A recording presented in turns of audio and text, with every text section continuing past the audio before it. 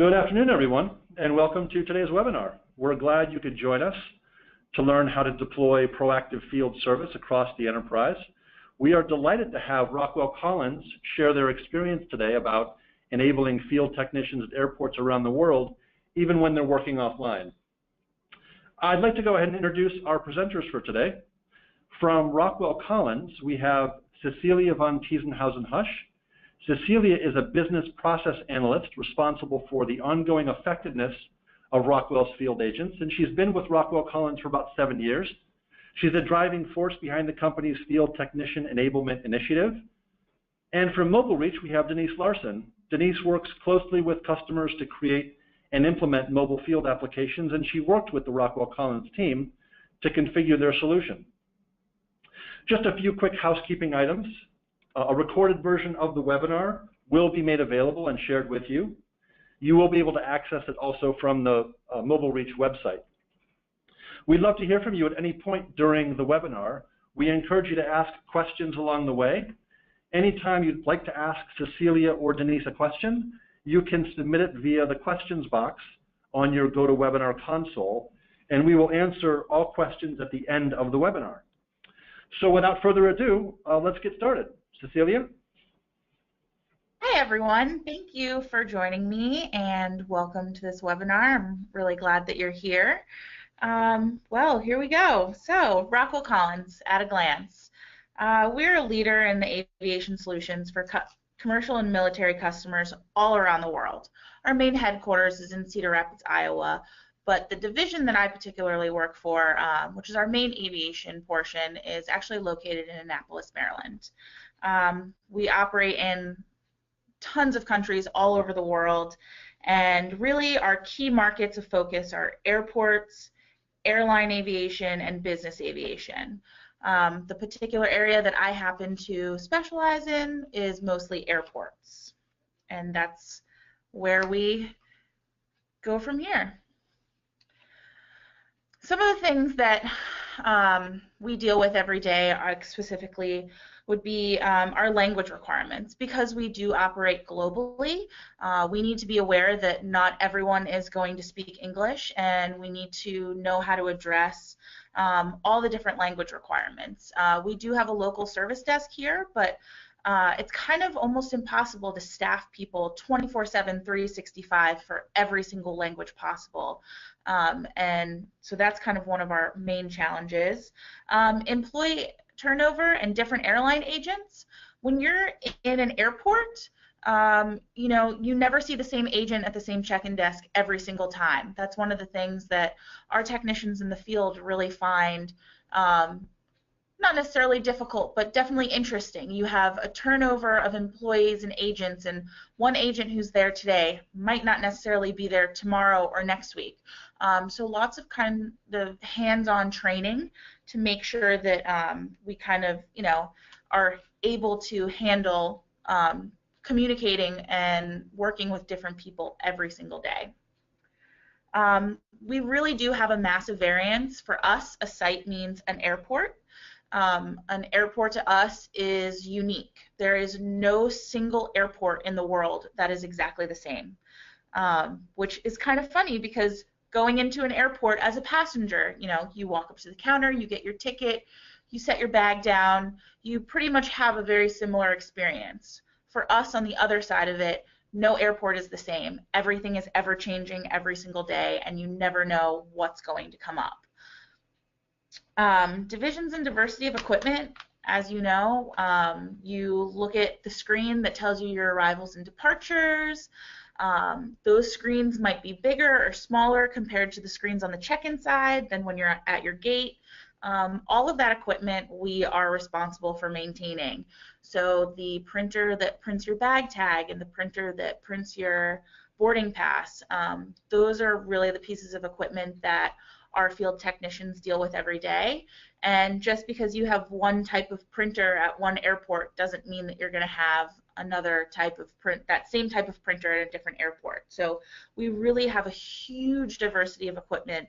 And as you know, depending on the size of the airport, I mean, Baltimore, it's a fairly smaller airport compared to somewhere like Hong Kong, China, where you have thousands and thousands of pieces of equipment to ensure that they're up and running all the time. So here's a little map of our locations. We are a global company and we do support different sites.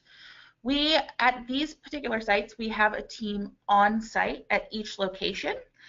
So from New Zealand to Nairobi to Canada to Santo Domingo, we have a team on site there to maintain the equipment.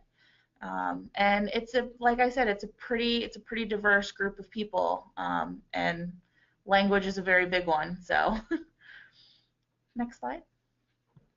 Thanks, Cece. Let's actually go ahead and start with our first poll question. I'm going to go ahead and ask the audience if you would all participate in this poll. It asks, how do you enable your field technicians? If you would just take a second to complete that poll, we'll share the results in a moment.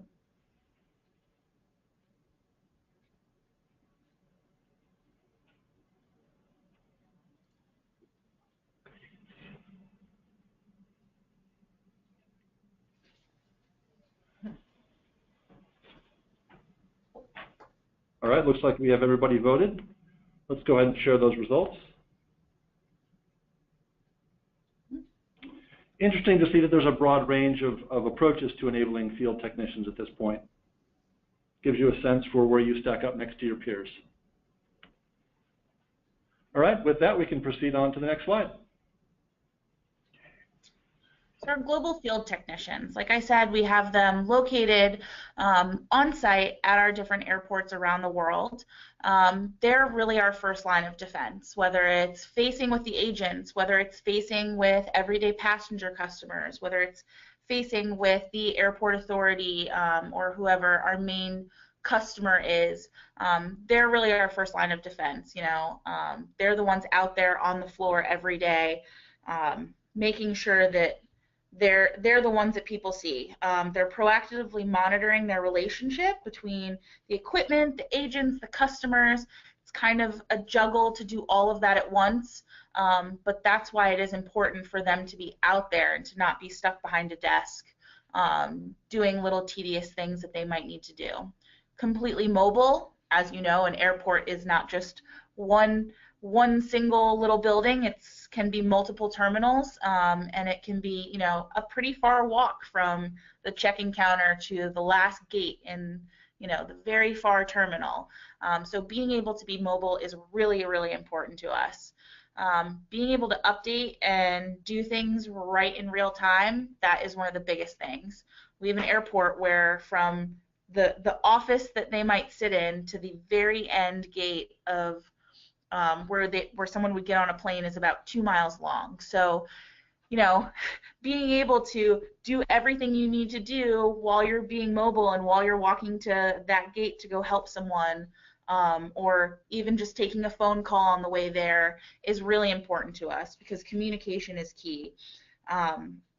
It allows us to do that, and it allows them to completely do their job without having to run back to the office and look something up or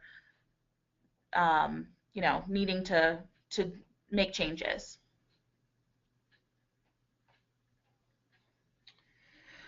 Some of our key processes and KPIs are service level agreements. As I said before, no airport is the same. So for us, it's a little unique. Our outage response and restore times are different at every single airport that we have. You can have a response time of as little as 5 minutes to as big as 2 hours or next business day. And that's really important for us to be able to track those things so that we know what's happening. And then count of tickets per airline. Every single airline is different, and it's important for us to identify trends where one airline might be struggling or having issues, to be able to find those quickly so that we can identify what the issue is and provide them with the necessary help to fix things. Whether it's they just got a whole bunch of new agents and they need training, or maybe we need to talk about what kind of paper they're using in the printer. So that's really important for us to be able to identify those and then bring up those things. Our restoral actions. What actions are we taking to get things back up and running as quickly as possible? Are there any trends that we see? What can we do to remedy those issues that are happening most often? Recently, we just found that, why are the monitors off all the time during this one period of time? Well, it turns out that airline agents were unplugging the monitor to plug their cell phone in and charge it. So, how do we kind of find that medium balance to say, hey, you can't just turn off a computer. It's a really important piece of equipment. We're having to turn them back on and reboot all the time. Or why is this one kiosk just not working? And to identify what those trends are and then remedy those issues. So a couple of our challenges: before Mobile Reach, we did everything through email, which was great when we had Blackberries, which was kind of nice. Blackberries was our main tool. We were told that BlackBerry was starting to fade out, and it was decided that we would make the transition to iPhone.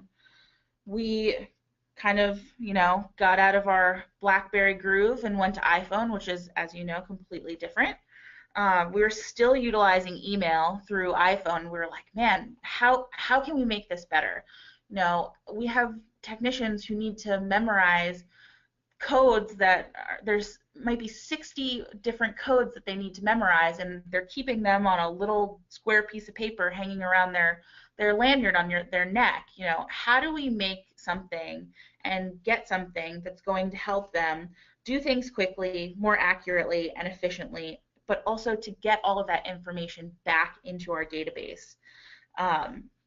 Manual data entry. Sometimes they had to write stuff down on pieces of paper, take it back to the office, sit behind the computer, go into what they needed to do and make changes from there. That's really time consuming. That's, a precious 10, 15, 20 minutes to an hour that we could be out in the field proactively helping people. And then also be available offline. This is a really big one for us because no airport is the same, and you don't always have free Wi-Fi in areas, and you don't always have connectivity. You might be downstairs under the airport in a baggage area, and you might have no service at all. How do we address that challenge, but also make it so that it still works for us? We still kind of need that offline availability, which you don't always get, and it's really hard. So trying to brainstorm as to what would be right for us, and that's where we found Mobile Reach, and the rest is history. Perfect. Thanks, Cece. Before we begin our next poll, second of 3, I want to remind everybody to submit questions as they occur to you using the questions box on your GoToWebinar console. We'll be happy to answer those at the end of the session. So let me go ahead and launch the second poll. It asks, how many software systems do you use to manage your field service operations? Take a second, if you would, to vote, and we'll share the results.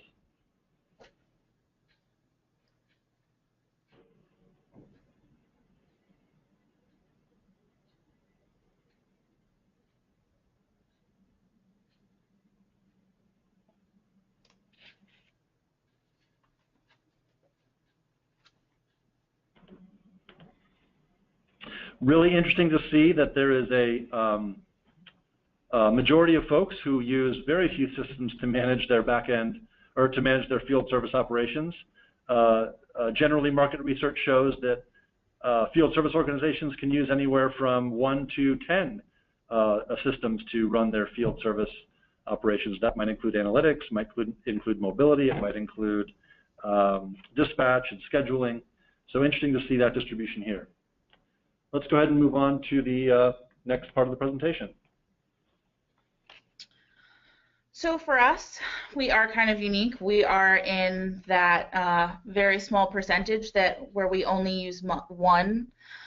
We do use a out-of-the-box remedy product. That's kind of where we make all of our changes and everything. One of the nice perks about Mobile Reach is that Remedy isn't the only system that it can connect to. So, for the future, it kind of gives us that thought in the back of our minds, okay, what's next? What else can we connect to it? because we are currently only doing a one-to-one from remedy to mobile reach. So there are so many options out there, and it gives you good flexibility to build in the future if you want to, which is one reason why we chose them. As you can see on the left-hand side is just a generic remedy picture, but on the right-hand side is actually a glimpse into our app. We mainly use the 4 main apps. The user preferences app really for us was we have technicians on call and some technicians who aren't on call, so they want the ability to turn off their notifications when they sleep so they can actually get a little bit of sleep when they're not on call. The asset management app. This is really important for us because managing assets in the field isn't always easy.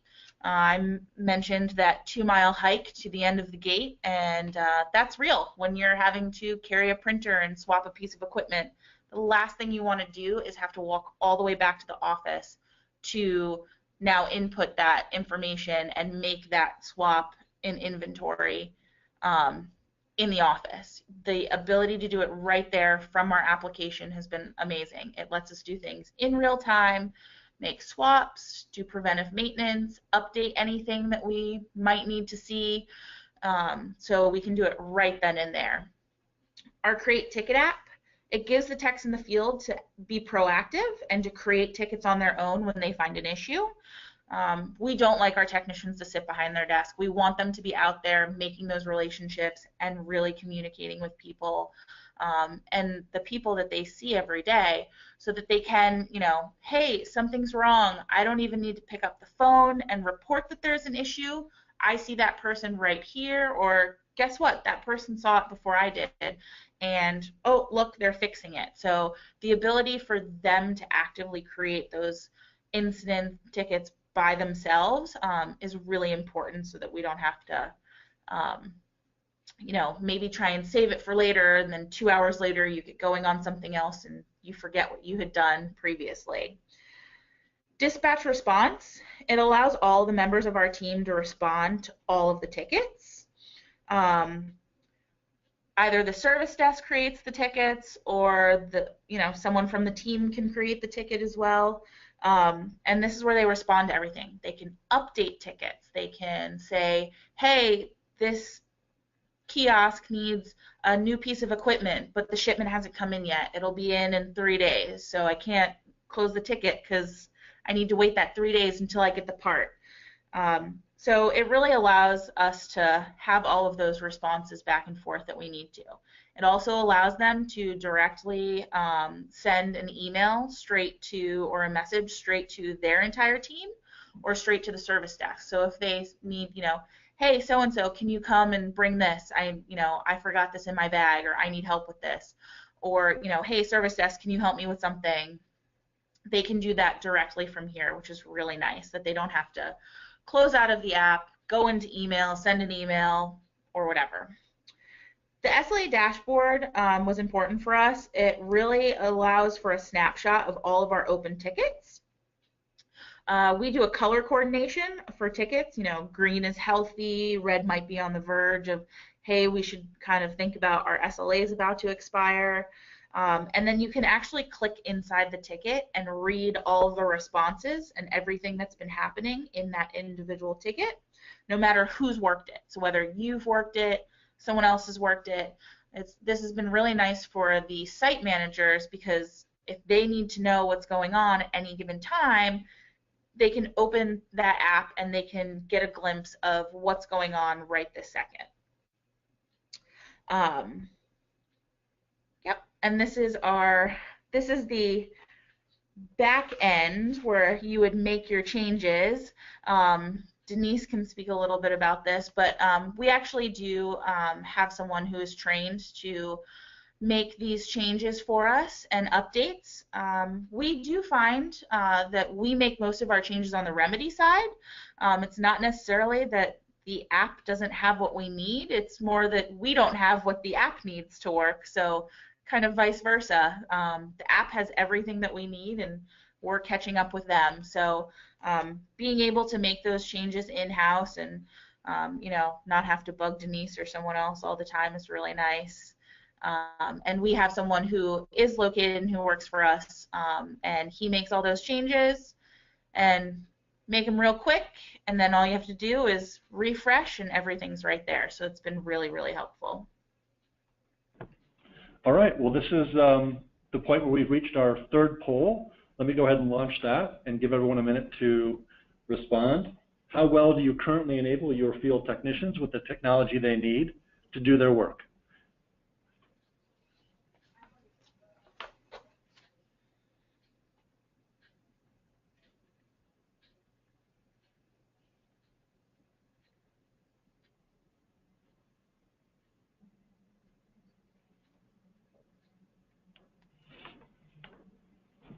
All right.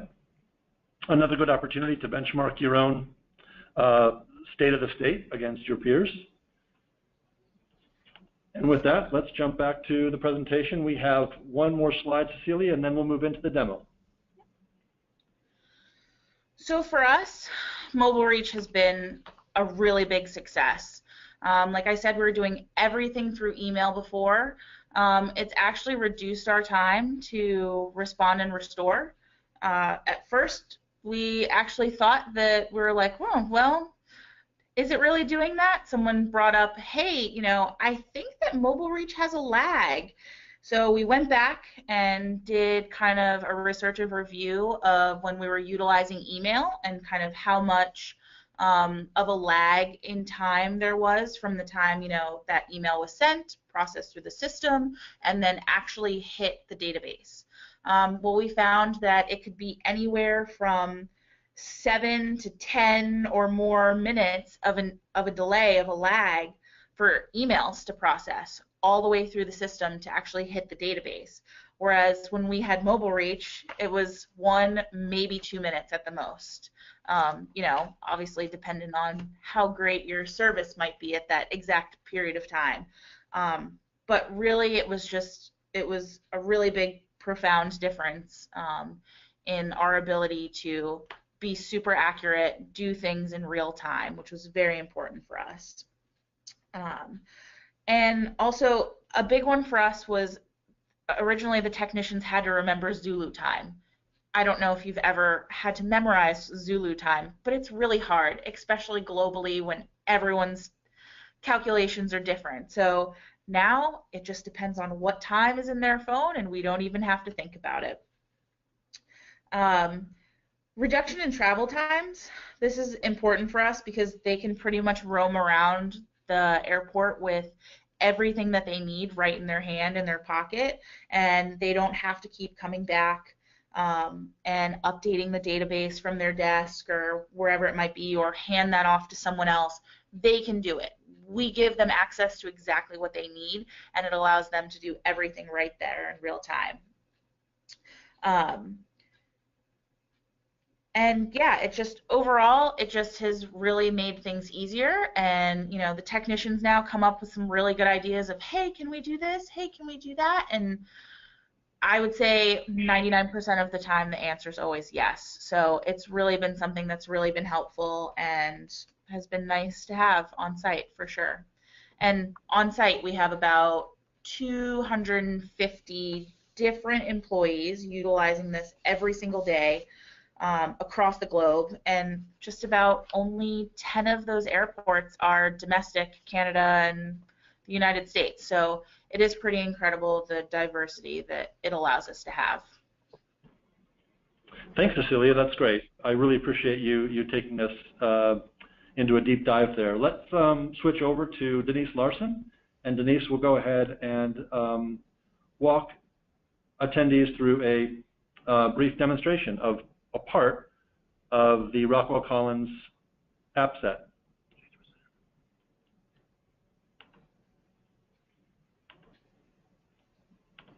Okay. Thank you, Dan. And first I wanted to just say that the project with Rockwell Collins, with Cecilia and her team, was an excellent project. I really enjoyed it. They were a really good team to work with. They were organized. Their remedy designers were very competent. And, okay. How's that look? There you go. Okay. And they knew their requirements, and we were very productive with those applications. So as Cece showed, we developed all those applications, and at the end they worked perfectly for them. So what I'm going to show you today is just a simple sample out-of-the-box asset application. This is not Rockwell Collins' application because we don't have connectivity to their remedy system anymore, but this is just one of our sample out-of-the-box applications. So I started up Mobile Reach. I'm running on my iPod. That's what you see here. And I have Reflector running on my PC, so I'm showing my iPod screen on my PC. And I've got a Bluetooth scanner in my hand, and it is connected via Bluetooth to the iPod. And also you can see here, if I go into my preferences screen, you can see down here under the Socket Mobile Scanner section, my device is connected. So that's how my scanning will work with my inventory application. And these are just sample out-of-the-box applications that we have, but I'm going to start up the inventory one. That's the one up there in the middle top. It's the asset scanning application. You can see with the gray bar at the top, it'll be downloading the background data. It's downloading models, users, various things from the back-end database. It's just information that we'll need to run the application. I could have done this beforehand, but I wanted the attendees to see what happens when you actually start up an application. Are you seeing everything okay? Okay. All right, we're getting there. It's going to have everything downloaded in just a second. Got a few locations to get onto the device, and then we'll start it up. And what it's going to open up to here is a location screen where I can pick a location to download the assets in this particular location. So let's just assume that I'm in a warehouse and I want to download my assets and work on those assets. I might want to change the users for those assets or maybe change a location, but I only want to work on the assets in this one particular location. So I'm going to first enter my location. It's 100 in Baltimore. It's 100 South Charles Street in Baltimore, so I'm going to pick that. And you'll see as soon as I hit save, my assets will download. I've only got a few at this site, but when I scan one of these assets, right now I've got a barcode in front of me that matches the asset tag on this screen here. I'm going to scan the test asset tag, and you can see it opens it right up. It shows me the data that's available for that asset. I've got my asset tag and my serial number. If I needed to edit them, I could. The model category and the model are set, and they're read-only. Those fields are grayed out, so they're read-only, not editable. I can change the state to something else if I needed to put it to missing or something. If I wanted to assign it, let's go back to in use. If I wanted to assign it to somebody, I can pick a person and assign it to that person. I can change the location. I can do whatever I need to do here, change the company, change the department, and then save the record. Another thing I can do is go to the file attachments, and if I needed to attach a photo of a problem with the asset, I could attach that right here on the record. And then I go back here to my save screen, save that record. You can see it has a green arrow, so it's ready to upload to Remedy or to the back-end database, and then I can upload it and move on to my next asset. Or I just go ahead and scan my next asset. It will find it, open it up. This one I actually have a photo attached, so you can see that there's a photo attached there should I need to delete it or change it or whatever. And then this asset, I can change the state, I can change whatever I need. Now this is, again, just a sample asset, and the Rockwell Collins, this is just a sample application. The Rockwell Collins applications were very specific to their needs, and that's how we develop our applications for our customers. Excellent. Thanks so much, Denise. I appreciate that. Let's go ahead and move back into the presentation, and we will start with questions. The first question we have actually deals with training. And the question says, how much training was required for field techs? How long did it take for your entire field to adopt mobile reach? Cecilia, that one's for you.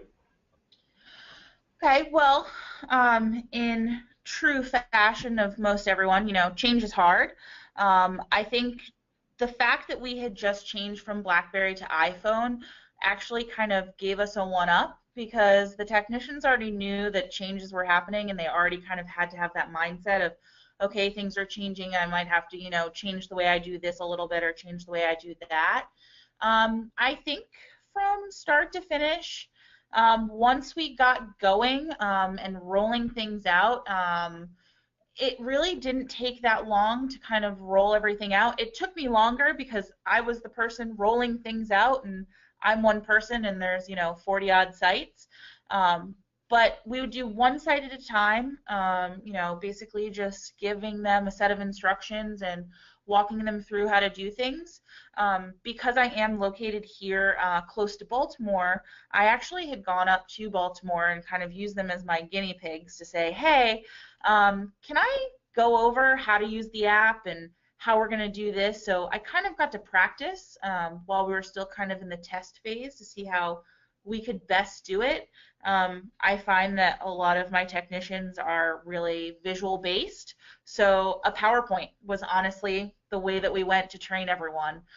It sounds super simple, but that's the way that they seem to, grasp anything that I throw at them best. So lots of screenshots, click here, click here.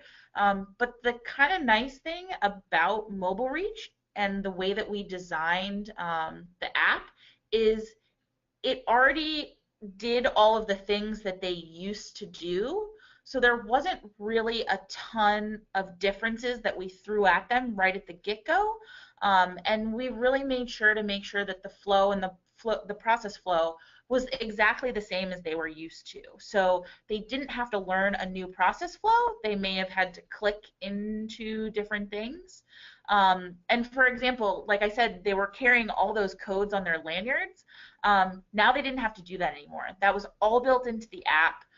We made it just a drop down. So for them, they were like, oh, I only just have to click the little arrow and choose whatever I want. So we made it really intuitive, which has been really nice because it actually kind of lessened that big change blow that you kind of have sometimes when you roll out something new.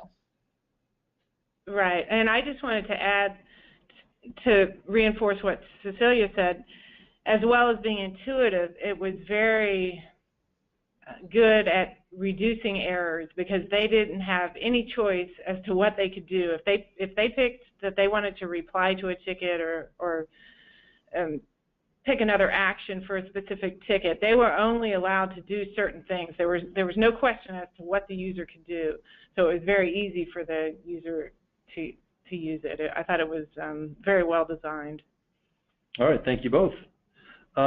Cecilia, next question is for you as well, and Denise, please chime in as you deem necessary. For the dispatch response app, how do techs know when a ticket has been claimed and is being worked? Good question. So we actually have a response time and a restore time, like we said. So our response time is based off of, how quickly someone can say, hey, I got it. Well, we actually have what's called an acknowledgement. And anytime, a ticket comes in, it goes to the entire group of people. So if I said, oh, hey, I'm going to go and I'm going to take that ticket, I would go into the app, into my dispatch response, and my response would be an acknowledgement. That acknowledgement will send a notification to everyone on my team that says, Cecilia has said that she acknowledges this ticket, which to the team means, okay, I don't have to worry about that ticket. She's got it. She's going to go work it. So we built in that response to then be sent to the entire team so that, they do know and we don't have 4 people running to a printer to go fix it, but I've already been there. Thanks, Cecilia. The next question is, do the field techs use Mobile Reach only, or do they also use Remedy? And if they use both, what percentage of each? It is very rare for an actual field technician to also be using Remedy. It's not absolutely unheard of, but they mostly just use Mobile Reach. And since Mobile Reach reaches back into our Remedy database, and whenever they're updating something, it updates our Remedy in real time. So really, there's rarely ever a time when they need to be going into Remedy. There's obviously, wanting to download reports for trending and stuff like that, we do on our Remedy side. So, if a manager wants to know what happened yesterday, he can go and do that. But as far as our main field technicians, no, they are pretty much just using Mobile Reach, and that's it. Thanks, Cecilia. It looks like we have one more question in the queue, so if anyone has any final questions you'd like to ask, please submit them now. Cecilia, when you decided to move off of BlackBerries, how did you decide to go with iPhones, and what kinds of considerations went into that platform decision? Yes, well, the ever-growing BlackBerry Android debate still happens all the time, I feel like. For us, it was really a matter of security and what we thought worked best for our company as a whole. Rockwell Collins did their very extensive research and decided that iPhones were the very best for us. We have to actually VPN into our network before that they can utilize the Mobile Reach app, because it is reaching into our database directly. So they will VPN in using their iPhones and then go from there. We deemed that the security features on Android weren't as great and weren't really fitting our personal needs. So we decided on iPhone, which I was pretty happy about. I'm an iPhone user. Excellent. Okay, it looks like we have one last question that's just come in, Cecilia. How do the techs work when there's no mobile service available? So a couple different things. We do have some airports that do have free Wi-Fi that they're connected to, or they know that they can connect to the British Airways lounge if they're working in there on a piece of equipment. But the one nice thing about Mobile Reach, when Denise did that demo and that little arrow that comes up, we have another little arrow that says, hey, you completed this, but you don't have service to send it. And so we kind of did a lot of testing where, all right, well, what if I lose service for 1 minute and then I get service again? Will it send back out? What if I lose service for an hour? What if I lose service for 10 minutes? So we kind of did our own experimenting, and we found, quick little blips in service don't really do very much for us. They kind of just, if a technician has done something, it sits in the queue until they get service, and then it sends back out. If they lose service for a very extended period of time, they might need to just tap on it and click send again. But all that information that they've already done is already there. They don't have to fill back out the form. They're not having to dig through their sent message email box to see if it's there, or go out of their inbox into their out box to see if it's sitting in there. It'll sit in their queue with everything else that they have.